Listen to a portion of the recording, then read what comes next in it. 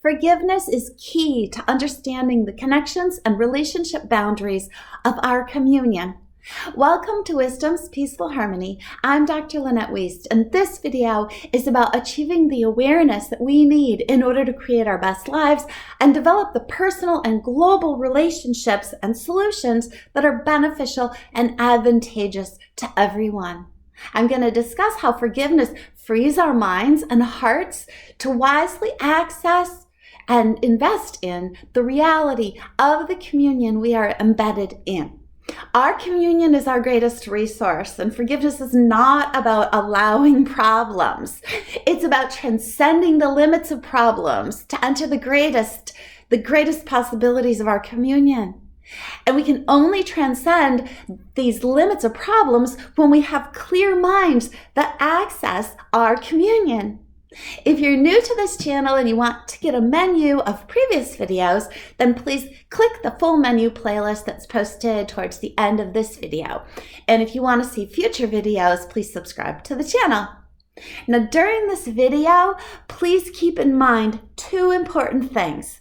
One, communion does not require forgiveness. And two, humans require forgiveness in order to recognize our communion. Without forgiveness, we tend to understand problems and solutions by focusing mainly on the problem. And because of this, we create solutions that are limited by the problem. Forgiveness informs and enriches our understanding so that we can create solutions that are more powerful than any problem. Forgiveness clears your mind and your emotions of anything that is obstructing your access to your clarity and your wisdom so that you can intentionally create your goals from a greater context. In this way, you can assess problems from the larger context and respond with solutions that empower the goals for your greatest purposes. Now, forgiveness does not aim to dissolve rules or dissolve consequences or to dissolve relationship boundaries. In fact, consequences and relationship boundaries that serve and protect us make it easier to forgive. For the purposes of this video, communion is like the forest. Think of communion like the forest. It connects everything, including some uncomfortable trees. In the forest, there are natural boundaries, natural connections, and natural consequences. Forgiveness is what we do for ourselves in order to see the forest's connections of life more clearly, despite the unwanted trees of pain and offense in our experiences. Communion is the way we're all connected. Each tree of perceived offense is information. It's not supposed to be a mental magnet that distracts us and keeps our minds from realizing the whole forest. Our lives impact each other, and so we must use our minds and our hearts to see the larger reality, beyond the pain and beyond the offense. Otherwise, we become blinded by our trees of emotion and reactivity. Now, if we hyper-focus on what we believe is wrong, we lose sight of what is intrinsically important to us. Forgiveness, it helps us solve this problem by letting us see the broader context to make ongoing creation in our communion our main focus. The main focus is the ongoing evolution and creation of how we are all united together. The main focus shouldn't be the problem. Forgiveness is not easy, and some would say it's an internal art form. It gives you the power to create a life of purpose beyond the troubles. No one else can create your life for you. And to create your best life, remember that you are so much more than the things that happen to you. Now, I'm going to explain what I mean by communion, including explaining the mindset that blocks us from the resources of our communion. And I'll explain about how forgiveness is a key to accessing communion's resources. Now, consider this quote. We each participate in the communion we can never exist without. Communion is already our reality, and each life is an integral element. Communion creates us as we are created within it. Minds of forgiveness see the mental and emotional safety and freedom of communion, the reality in which we all exist. End quote. We are each a very small part in an infinite system of life. Each life is complete and each needs the others in order to live. Decisions to forgive or not determine how you connect with others. You'll connect with love or you'll connect with angst. Love empowers your free will and your choice. Angst empowers emotional reactivity and a sense of being controlled by what is unforgiven. Forgiveness clears your mind from focusing on what you don't want so that you can clearly see the relationship connections that best serve you.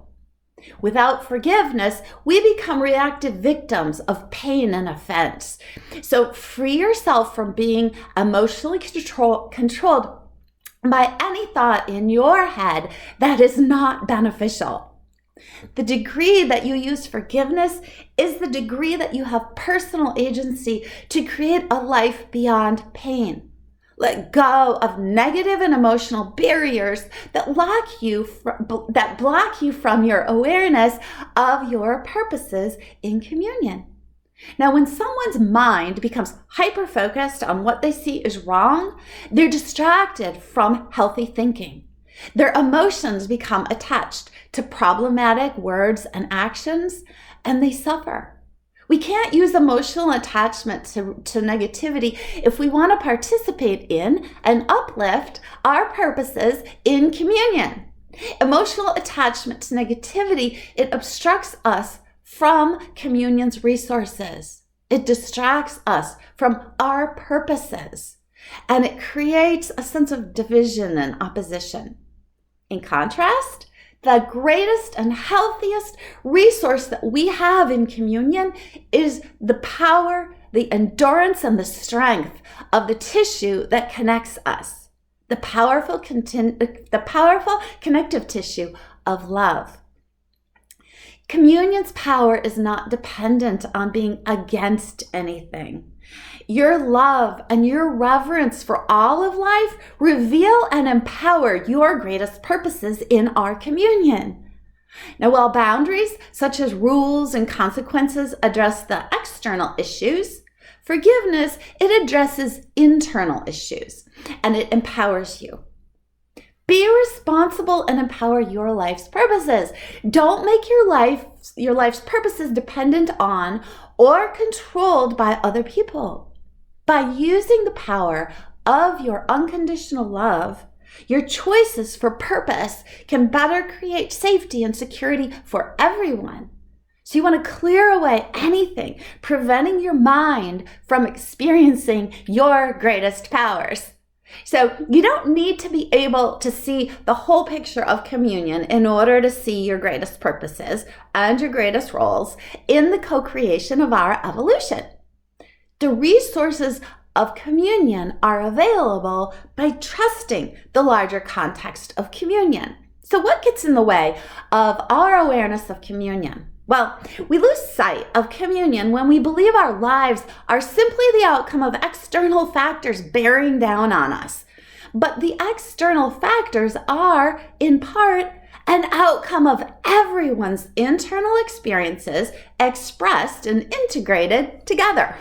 And so it is each of our responsibilities to intentionally use our minds and hearts for the benefit of our communion. Forgiveness lets us be humble enough to admit we don't know everything. We can be willing and able to see beyond the dysfunctional solutions of division and blame, and we can see valuable solutions and possibilities that are created from unconditional love in every situation. If you devote yourself to a limited perceptual context for an offense, then you block forgiveness and you're unable to see the larger context. This is how emotional attachment to offense occurs. And emotional attachment results in decisions that are made from emotional reactivity rather than from the larger goals that would benefit your life. Forgiveness promotes your self-care. So even in cases where there's ongoing abuse or offense, it's still important to forgive so that you can have the clarity of mind to create the safe boundaries that are best for you, to navigate emotional pain in healthy ways, and to take care of yourself, and to choose your most beneficial goals despite any pain and offense. You can have an amazing life of goals beyond the pain that you see. Think about situations where you use blame to create emotions and reactive solutions. Use courage to let go of the blame and look for solutions from a larger context. In this broader context, you can see great purposes and solutions of love working through you. They're already happening. You just have to look. So we hear the religious idea that sins can exclude someone from communion and about the need to forgive sins. So what is a sin? Well, in the Spanish language, when you say the word sin, you're saying the English word without. I think of sin as whatever is without love, and whatever is without love is a distraction from the awareness of communion. But a distraction cannot break communion. Whenever we believe an offense is so great that there's justification to exclude someone from communion, we can use forgiveness to dissolve our belief, while also implementing and enforcing loving and responsible mental, emotional, and physical boundaries. Thinking we can exclude someone from the communion of life comes from ignorance about the realities of life.